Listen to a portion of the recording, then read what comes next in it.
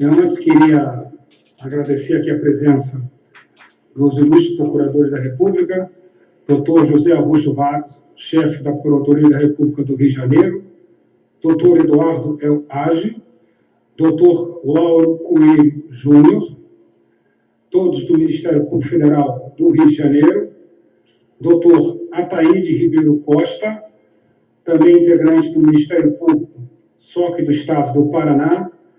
Também queria agradecer a presença da superintendente adjunta, a senhora Denise Esteves Fernandes, e também o auditor da Receita Federal, Kleber Homem da Silva. Do meu lado aqui está o doutor Tássio, chefe da Delegacia de Combate ao Crime Organizado, da Superintendência Regional do Rio de Janeiro, que está à frente das investigações do caso Ordem e Apreço.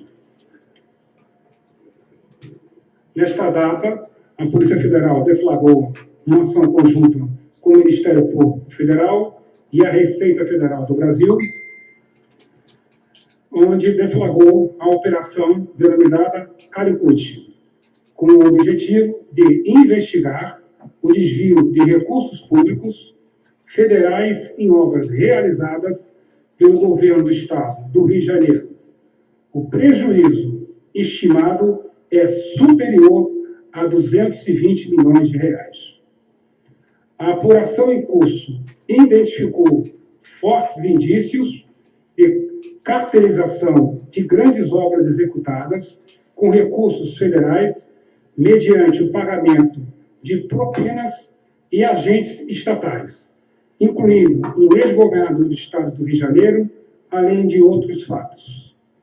No cumprimento, foram utilizados 230 policiais federais, que cumpriram e ainda estão cumprindo 38 mandatos de busca e apreensão, onde todos foram realizados, 8 mandatos de prisão preventiva, sendo 7 cumpridos e 1 ainda em andamento, 2 mandatos de prisão temporária, sendo 1 cumprido e outro ainda em andamento, 14 mandatos de condução coercitiva, que ainda está sendo cumprido, todos esses emitidos pela 7ª Vara Federal Criminal do Estado do Rio de Janeiro. Também, em conjunto, estão sendo cumpridos 14 mandatos de busca e apreensão, 2 mandatos de prisão preventiva, 1 mandato de prisão temporária, todos esses expedidos pela 13ª Vara Federal de Curitiba. Há que se registrar que, em ambos os casos, o alvo é o mesmo. São investigados os crimes de pertencimento à organização criminosa, corrupção passiva, corrupção ativa, lavagem de dinheiro, entre outros crimes que ainda poderão surgir. Também participaram das diligências 19 procuradores do Ministério Público Federal e 5 auditores fiscais da Receita Federal do Brasil. A Operação Calicut é resultado da investigação em curso na força-tarefa da Operação Lava Jato, no Estado do Rio de Janeiro, em atuação coordenada com a força-tarefa da Operação Lava Jato do Estado do Paraná. Eu vou passar aqui a palavra ao doutor Tássio para fazer a sua primeira explanação de maneira mais específica sobre a investigação e o resultado que hoje se consumou. Por gentileza, doutor Tássio.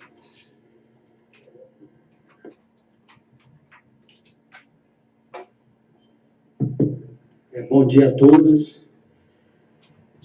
Conforme o doutor Semprini, né, já explanou, a Operação Calicut é resultado, né, de um trabalho conjunto, né, de forma extremamente, né, bem coordenada aí entre a Polícia Federal, o Ministério Público Federal e Receita Federal.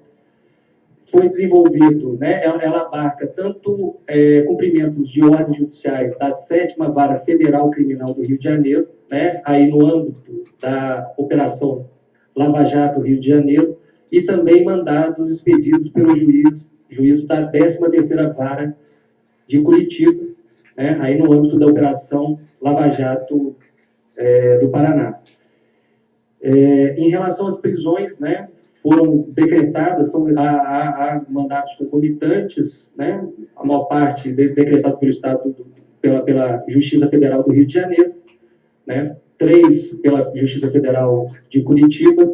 Até a presente momento, das 10 prisões, né, 8 já foram cumpridas.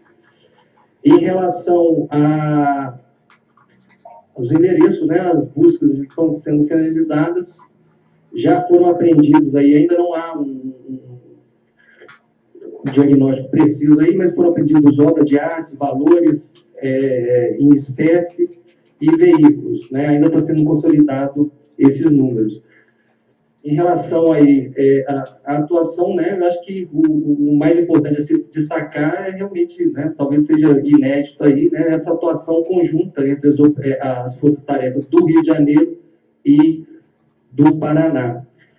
Em relação, né, só para apresentação aí, em relação ao nome, né, Calicut, né, trata-se aí de um porto em que o navegador Cabral sofreu aí, né, uma das suas derrotas. Passar a palavra para o Ministério Público Federal para fazer uma explanação também do objeto aí dos mandatos. Boa tarde. Bom dia, perdão.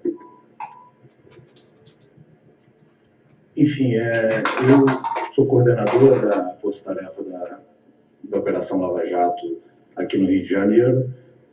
Vou fazer uma breve exposição a respeito da organização criminosa e de seus principais componentes. Em seguida, vou passar a palavra para o Dr. Ataíde Ribeiro Costa, da Força-Tarefa da Operação Lava Jato em Curitiba, que vai expor os fatos relacionados à investigação levada a cabo no Paraná.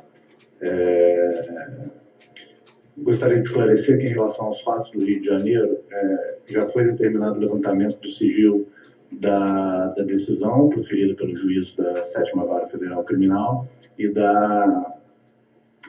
do requerimento feito pelo Ministério Público Federal no Rio de Janeiro, que gerou deflagração dessa operação Calicut.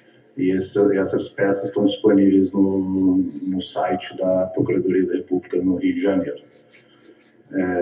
Enfim, essa investigação ela começou em julho desse ano, a partir do encaminhamento pelo Supremo Tribunal Federal de acordos de colaboração premiada feitos com o executivo da Andrade Gutierrez. Ela foi uma investigação que também contou com elementos trazidos através de acordos de colaboração premiada celebrados pela empreiteira Carioca Engenharia também. Basicamente, nesses depoimentos, foram relatados um esquema que consistia na cobrança de propina das empreiteiras pelo governador Sérgio Cabral, pela organização criminosa liderada por ele, de grandes obras executadas no estado do Rio de Janeiro. A investigação se foca sobre várias obras, mas há destaque para 3 delas. A reforma do Maracanã para a Copa do Mundo foi uma obra que custou aproximadamente 1,05 bilhões de reais. A obra do Arco Metropolitano, que foi uma obra que custou aproximadamente 1,55 bilhões de reais. E a obra que é denominada PAC Favelas, que teve um custeio de aproximadamente 1,14 bilhões de reais. PAC Favelas são obras de urbanização nas comunidades da Rocinha, do Alemão e de Manguinhos.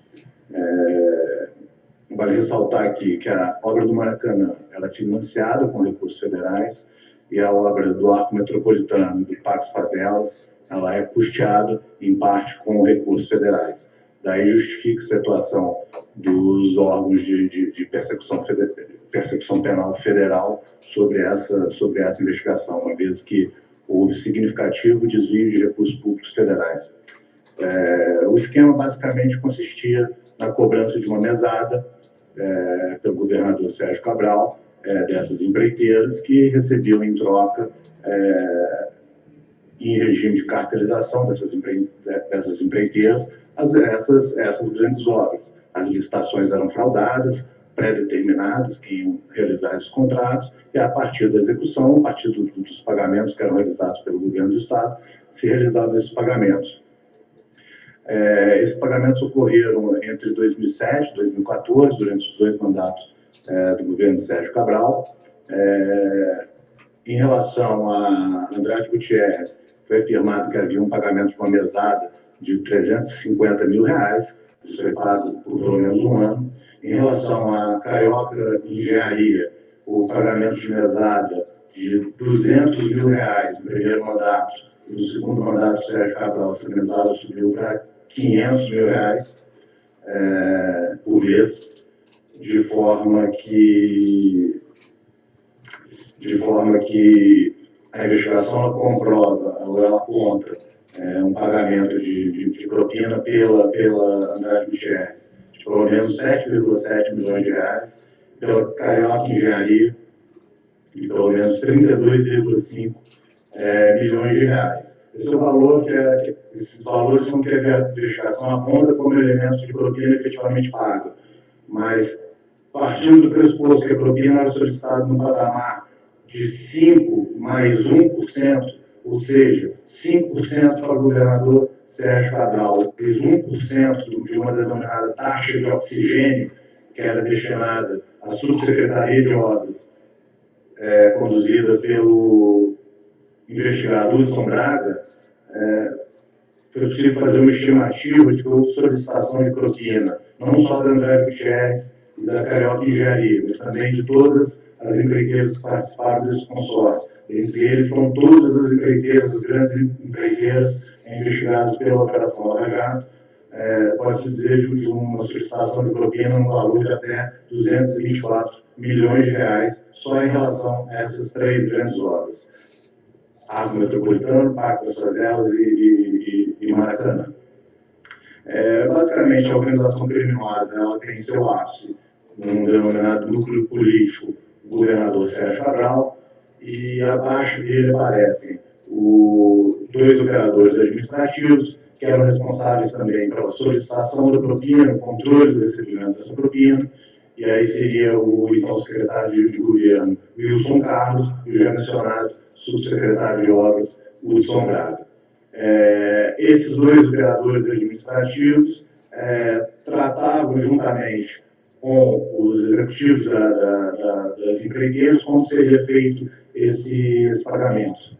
Esse pagamento era feito em espécie, em propina em dinheiro, geralmente gerada através dos caixas 2 das empreiteiras. Em relação a Andrade Gutierrez e a Carioca Engenharia, sabe-se que esse dinheiro era gerado através de contratos fictícios celebrados por empresas como a Gerasat, que já é também investigado pela Operação Lava Jato. A partir desse dinheiro, as empreiteiras faziam pagamentos aos investigados Carlos Bezerra e Carlos Miranda, em relação a essa parte da propina de 5% Sérgio Cabral, e também a José Orlando Rabelo e Wagner Jordão Garcia, em relação à taxa de oxigênio do Hudson Braga. Esses pagamentos eram em dinheiro, são descritos. As colaborações têm uma série de provas a respeito desses pagamentos, em planilhas, em encontros, enfim. Acredito até que o doutor a gente pode detalhar um pouco mais essa questão.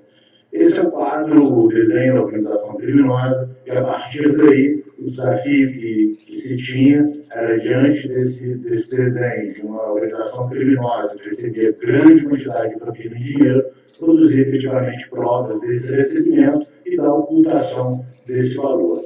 E aí, nos últimos meses, essa investigação foi realizada, sobretudo através de quebra de sigilo bancário, fiscal, de e-mails, registros telefônicos dos investigados, e foi possível obter evidências bastante significativas em relação a todos esses investigados citados e a outros também que giram em torno desses 7 principais investigados, de lavagem de dinheiro, algumas delas bastante atuais, realizadas inclusive depois do início da investigação, fato que justifica o decreto de prisão preventiva realizado pelos juízes da 7ª Vara do Rio e da 13ª Vara Federal de Curitiba.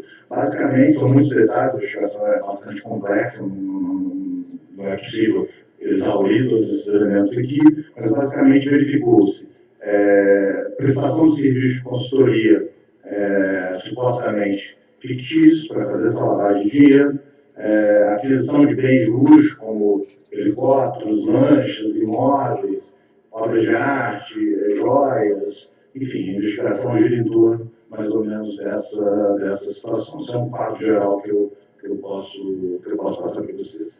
Eu gostaria de passar então para a doutora Thaís, que vai apresentar os detalhes da investigação levada a cabo em Curitiba. Bom dia a todos. Primeiramente, como membro da Força Tarefa da Lava Jato em Curitiba, gostaria de testemunhar o trabalho de excelência que foi realizado pelos colegas do Rio de Janeiro, que foi a equipe principal responsável pela operação do dia de hoje. Um trabalho de envergadura que descortina uma complexa investigação de organização criminosa. O trabalho em conjunto só foi possível em virtude do entrosamento das equipes, o que possibilitou um trabalho integrado. O caso revelado hoje é um exemplo clássico que retrata os efeitos avassaladores da corrupção para o Brasil e para o Rio de Janeiro. A sociedade sofre e muito com os efeitos da corrupção. Aqui no estado do Rio de Janeiro, hoje, vemos claramente faltar o mínimo para a população na área de saúde e na segurança pública. Por isso, essas investigações são importantes e têm que ser levadas até o seu fim. Doer quem doer. Em relação à operação de hoje, no seu núcleo relacionado ao Estado do Paraná, ela está vinculada ao contrato de terraplanagem do Comperj, celebrado pela Andrade Gutierrez em consórcio com outras 2 empresas. Nesse contrato de terraplanagem, o senhor Sérgio Cabral fez uma solicitação de vantagem devida para executivos da Andrade Gutierrez, correspondente a 1% do valor de participação da empreiteira naquele contrato. Os executivos da Andrade Gutierrez, de posse desse pedido de propina, foram até o então diretor de abastecimento da Petrobras, o senhor Paulo Roberto Costa, para saber se realmente era o caso de atender ao pedido de Sérgio Cabral.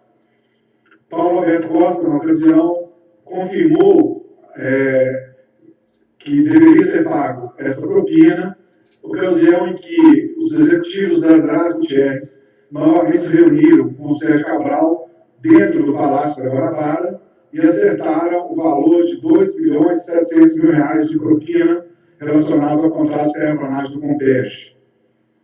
Esses pagamentos foram operacionalizados com a participação de Wilson Carlos e Carlos Miranda, que estão sendo investigados também neste contexto. Os valores eram recebidos em espécie. Interessante notar que, em determinado momento, a Andrade Gutierrez não tinha disponibilização financeira em espécie na cidade do Rio de Janeiro. E, em virtude disso, no dia 14 de outubro de 2008, viajaram para São Paulo o senhor Alberto Quintais, então atual executivo da Andrade Gutierrez, e o senhor Carlos Miranda.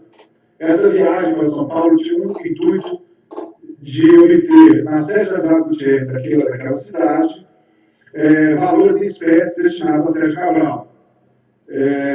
A investigação conseguiu corroborar os elementos probatórios e constatou a viagem de ida e volta no mesmo dia para a cidade de São Paulo e, além disso, o registro de entrada de Carlos Miranda na sede da Andrade Gutierrez em São Paulo.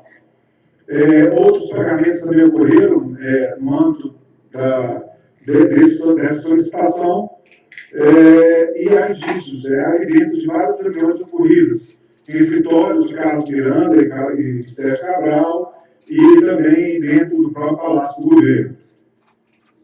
Um elemento de cooperação muito importante para essa fase foi uma planilha eletrônica oferecida pelo colaborador da Andrade Gutierrez, o senhor Roberto Quintais. Recebida essa planilha, o Ministério Público Federal teve o cuidado de submeter o documento à perícia para saber qual seria a legitimidade e a força probatória do documento. E constatou que o documento criado em 2007 teve última alteração em março de 2012, o que mostra uma credibilidade no documento e no depoimento das pessoas que foram ouvidas pelo Ministério Público.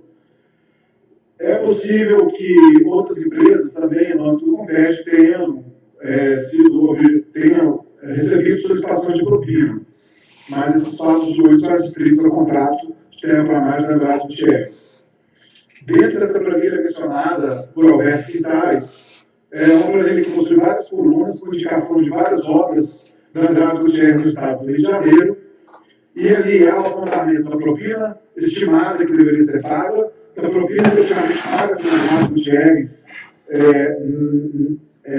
em virtude da solicitação, e ao final a contabilização de estimativa de 13 milhões de propina e de pagamento efetivo de 7 milhões e 700 mil reais aproximadamente. Além disso, há na planilha uma anotação à direita relacionada ao Comperj no valor de 2,7 milhões de reais. Esses elementos, conjugados com outros elementos de cooperação colhidos pela investigação, foram capazes de possibilitar a operação de hoje. Além disso, o Ministério Público apurou atos de lavagem de dinheiro com pagamentos de espécie de bens de alto valor e também com depósitos em contas bancárias em espécie, depósitos esses que foram estruturados, divididos em valores inferiores a 10 mil reais para evitar a fiscalização financeira e a comunicação ao COAF. Era uma estratégia de ocultar as comunicações e tentar tentar esconder o produto do crime. A gente constatou na investigação que vários tipos de compras foram efetuadas com dinheiro em espécie. Por exemplo, móveis para escritório, minibugs, eletrodomésticos, 6 vestidos de festa para a então primeira-dama, equipamentos agrícolas para o Sr. Carlos Miranda, máquinas também para a fazenda, blindagem de veículos e, inclusive, parcelas de financiamento de veículos foram pagas em espécie. Por amostragem, a investigação oficiou algumas empresas que emitiram essas notas fiscais e apurou pelo menos 950 mil reais gastos dessa forma em operações de lavagem de dinheiro. Também foi constatado, no ano de 2007, depósito em espécies fracionados na conta do próprio Sr. Sérgio Cabral, em dias com depósitos de 9 mil reais, e também situação semelhante com o senhor Carlos Miranda. Diante desse contexto, o Ministério Público pediu a prisão preventiva de Sérgio Cabral, Carlos Miranda e Wilson Carlos, tendo a 13ª vara definida a prisão preventiva de Carlos Miranda e Wilson Carlos. Por quê? Porque foram vários crimes de corrupção seriados e lavagem de ativos também de forma profissional, com pagamentos de bens e serviços com valores de propina em momentos recentes ainda, por exemplo, até 2015, pelo menos, a identificação desses pagamentos e também em 2016. A necessidade de recuperação do produto do crime e o saldo de propina a receber constante da planilha da Andrade Gutierrez. Esse conjunto de fatores de risco, aliado à forte influência do representado, tornam necessária a prisão preventiva para prevenir a prática de novos delitos e recuperação do produto do crime. Então, aí estão satisfeitos os requisitos de ordem pública de assegurar a ordem pública e a aplicação da lei penal prevista na lei processual penal. Em suma, foram esses os motivos e os fatos relacionados à investigação que ocorreu em Curitiba.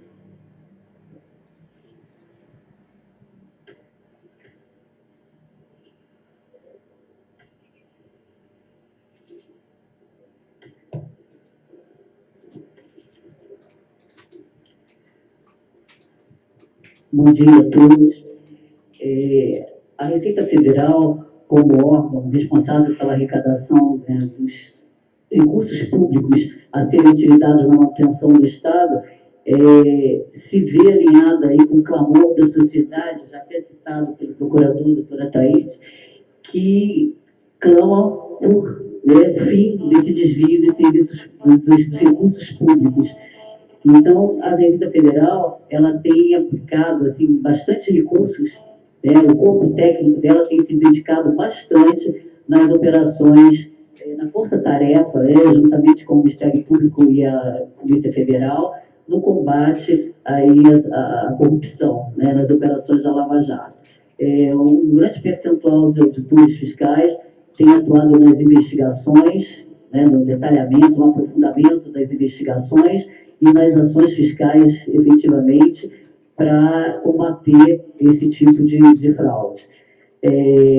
No tocante à operação aqui citada, como foi dito, existe a questão dos contratos que estão sendo verificados. Estamos verificando, a Receita Federal tem analisado os contratos das empreiteiras com outras empresas, né, e para verificar se realmente esses serviços foram prestados, né, e se os valores realmente foram pagos. Então, esse procedimento está em curso pelo corpo técnico, né, da Receita, juntamente com as informações disponibilizadas, com a documentação apreendida. Evidentemente que a Receita ela pode confrontar os dados que ela tem, né, através das declarações, da escrituração contábil, com a documentação apreendida e verificar realmente se os contratos são, né, verdadeiros, ou seja, se houve realmente prestação de serviço ou não. O importante da fiscalização, né, forte, assim, da Receita poder realmente atuar nas fiscalizações, é de combater, inclusive, a sonegação, essa sonegação que esse dinheiro, na verdade, né, que é usado aí como caixa 2 para o pagamento de propina. Então, daí a importância, né, de nós termos fiscalizações contínuas em todas essas empresas, principalmente naquelas envolvidas na Lava Jato. E nós temos uma estimativa em relação a autos de infração a serem lavrados, na ordem, em relação a essa sonegação, porque, inclusive, esses contratos são contabilizados como custos operacionais e deixam de compor a base de cálculo do pagamento de impostos. Então, nós estimamos que deva ser levantado, apurado, em termos de autos de infração, algo em torno de 450 milhões.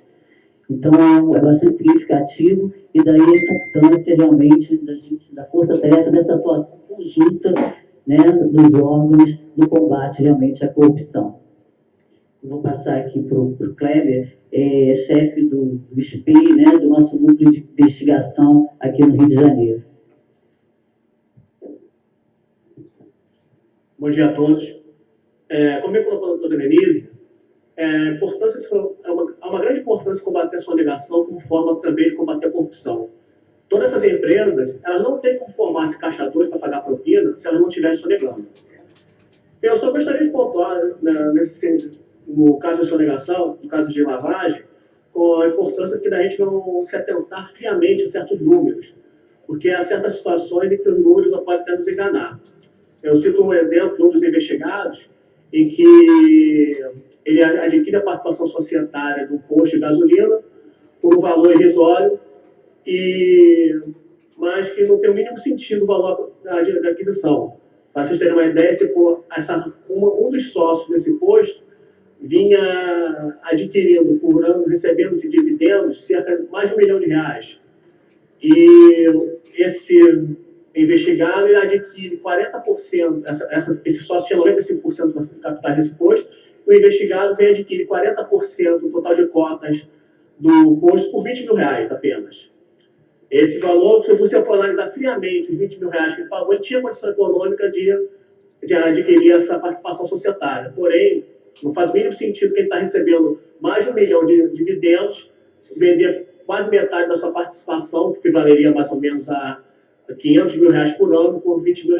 Você vê que os números não fecham nessa análise. Então, há uma necessidade de uma análise mais profunda quando se trata de lavagem, que não só atenta a números, mas atenta a todo o contexto que está envolvido.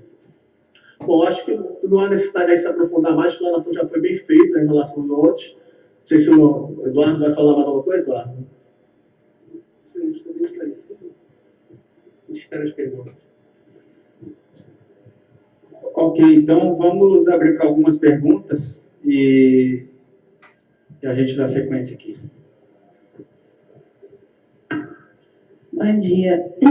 Eu queria perguntar, por favor, com relação à extensão do pagamento das propinas. Vocês falaram que elas se estenderam para além do governo Sérgio Cabral, entrando no governo Pezão. Então, eu queria perguntar se há suspeita de envolvimento do Pezão e de secretários do Pezão.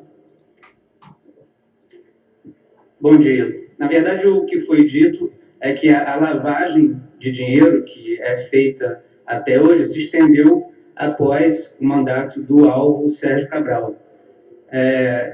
Realmente é um arcabouço probatório muito grande, uma produção de prova bastante exuberante de lavagem de dinheiro. Foi uma verba de propina bastante substancial, um dinheiro em espécie entregue regularmente desde janeiro de 2010 até a renúncia do Cabral em abril de 2014. Foram quase 40 milhões de reais de dinheiro vivo. Esse dinheiro ele circula até hoje por aí, uma série de empresas de fachada em esquemas de consultorias falsas que a gente está levantando para que possa, enfim, recuperar e poder devolver esses valores aos cofres públicos. Em relação ao governador atual, é importante frisar que em nenhum momento ele foi objeto de delação por nenhum dos executivos da Andrade Gutierrez nem da Carioca Engenharia. Nesses meses de investigação, não foram levantados indícios em relação à participação dele, e se tivessem sido levantados indícios em relação à participação dele, como ele tem foro por prerrogativa de função, o processo seria, então, remetido para o Superior Tribunal de Justiça, o que não foi o caso. Sim. Bom dia, aqui na frente, tudo bem? Eu sou Rodrigo Viga, trabalho para a agência Reuters e para a Rádio Jovem de São Paulo. Eu entendi que são basicamente duas delações de duas empresas que fazem parte de um rol, de um leque muito maior de empresas investigadas lá no âmbito da Força Tarefa da Lava Jato do Paraná.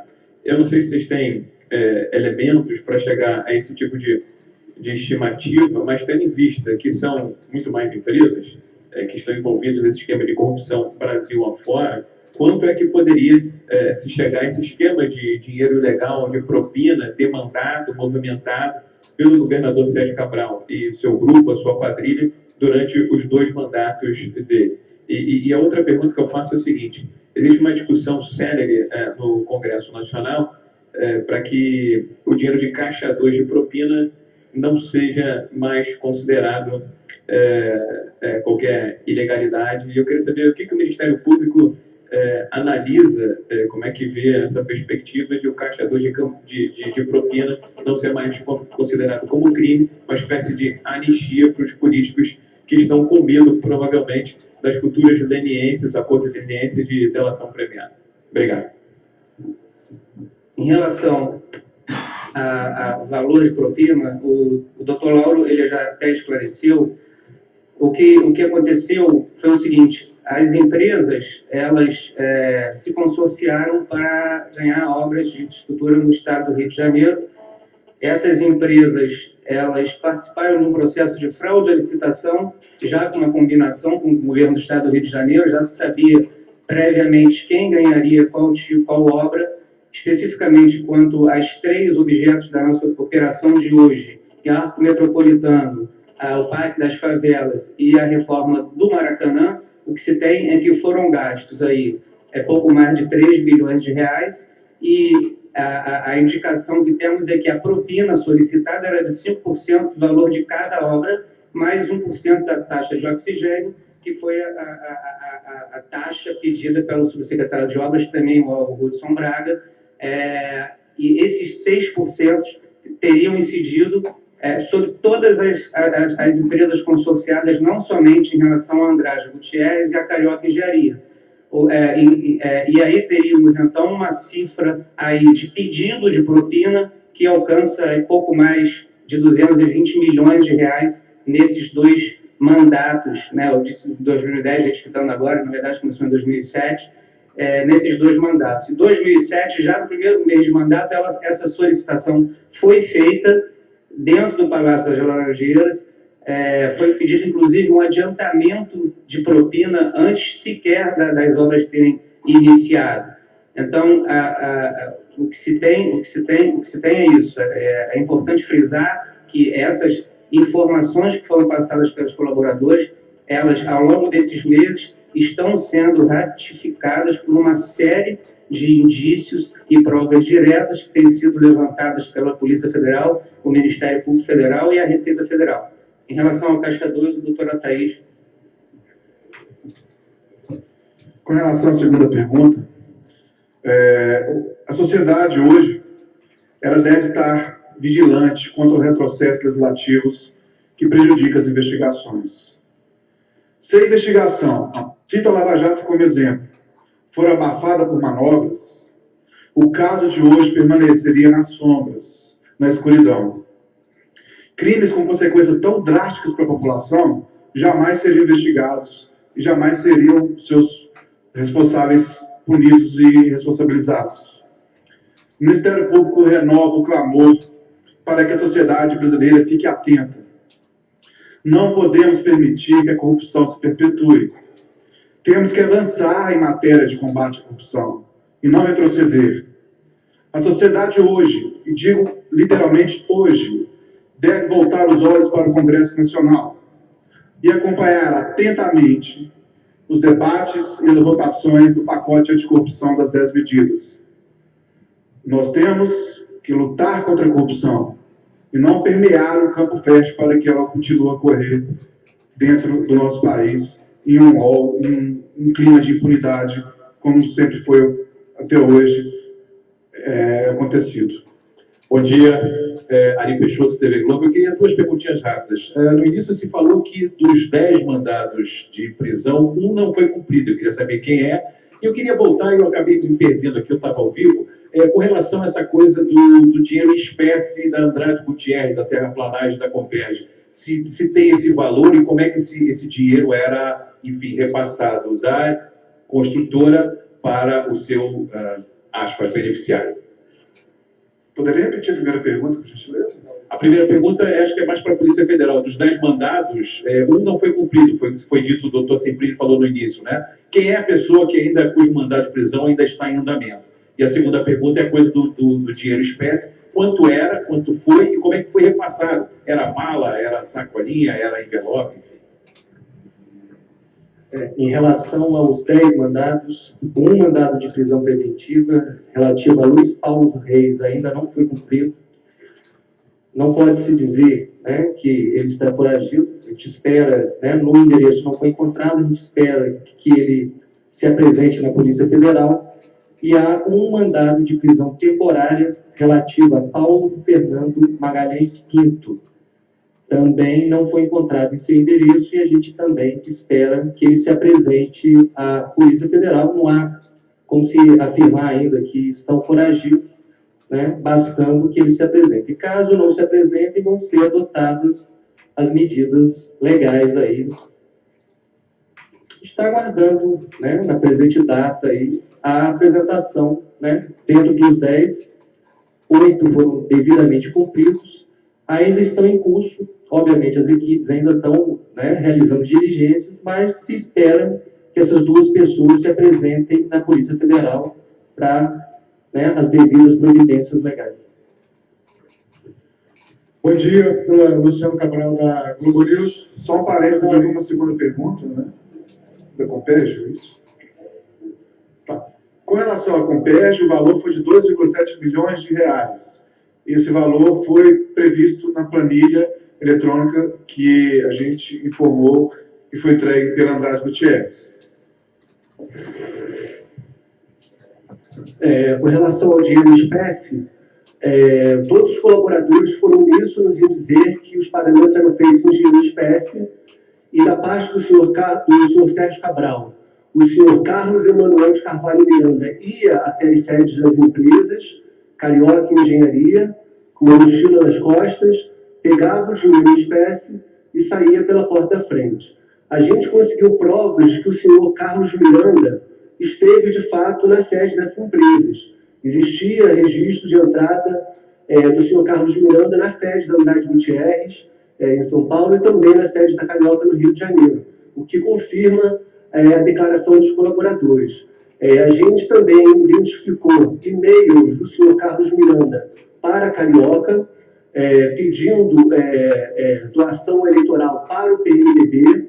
A gente também identificou que na agenda telefônica do senhor Carlos Miranda havia os números de telefone de representantes da Carioca, da Andrade Gutierrez e de outras empreiteiras, como Odebrecht, EIT e FW, que também corroboram o fato de que Carlos Miranda era esse grande coletor de dinheiro em espécie nas empreiteiras. Do lado do Carlos Miranda, e além disso, quem é o Carlos Miranda? Carlos Miranda é casado com uma prima de primeiro grau do senhor Sérgio Cabral, a senhora Maria Angélica.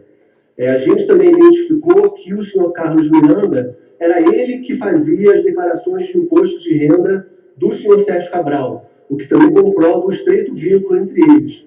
Pelo endereço MEC do computador da Receita Federal, um trabalho muito sofisticado, conseguiu identificar que nos últimos 2 ou 3 anos, o mesmo computador que transmitiu as declarações de imposto de renda do Carlos Miranda também transmitiu do senhor Sérgio Cabral, da senhora, salvo engano, de outros familiares que também constam na petição. Então, esse foi outro vínculo que liga o senhor Sérgio Cabral ao senhor Carlos Miranda. Além do senhor Carlos Miranda, outra pessoa que coletava o dinheiro em espécie nas empreiteiras era o senhor Luiz Carlos Bezerra, que é um amigo de infância do senhor Sérgio Cabral. Ele já se conhece há mais de 40 anos, há inclusive matérias jornalísticas que comprovam isso.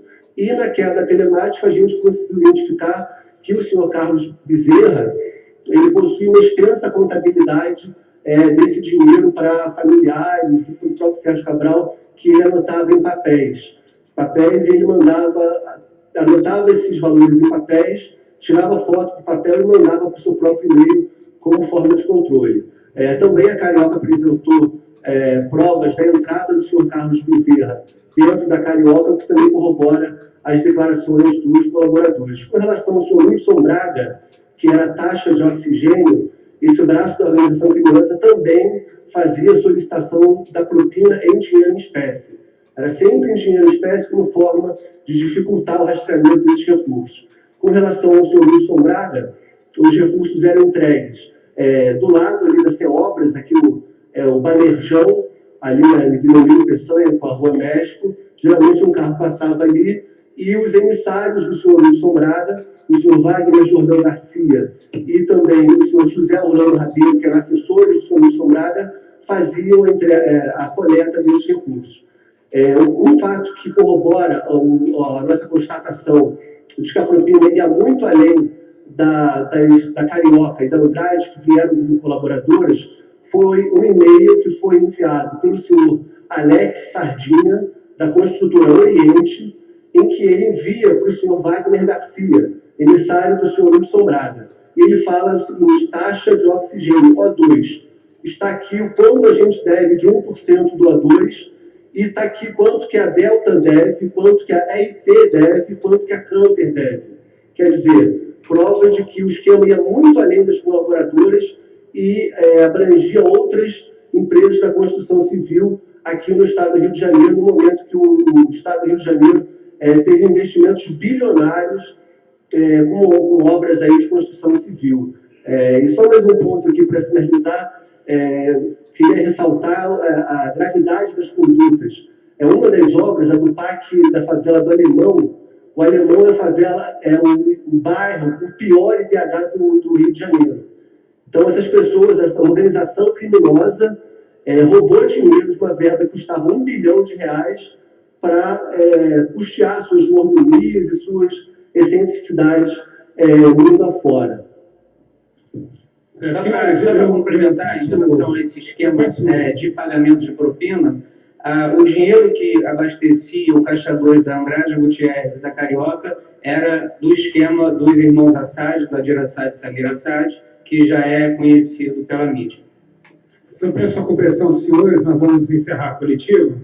E qualquer questionamento, se os tiverem, vocês podem procurar o setor de comunicação social aqui da Polícia Federal e do próprio Ministério Público Federal. Eu agradeço e está encerrada a coletiva. Muito obrigado. Se o Sérgio Cabral vai ficar em Bangu, se vai ser transferido para Curitiba.